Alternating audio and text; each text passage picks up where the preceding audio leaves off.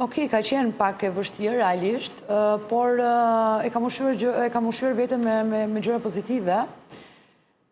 Jam rritur në një farë mënyrë unë me atë, se unë 20, ajo vetë sa lindi 20 vjeçare, sa isha unë, dhe doja t'ja kuptoja dhe pse qanë, dhe pse ndihet ashtu sot, dhe pse sot nuk po qesh më shumë, gjatë gjithë kohës isha të hyja në botën e saj, pavarësisht që i kisha pak të pamundur, u mundoja dhe vetë besoja veten që po e kuptoj unë pse po ndodh kjo, por më dita ditës ja nisa duke u ambientuar me të dhe ja dola. Po në shkollë të ndikoj në atë periudhë?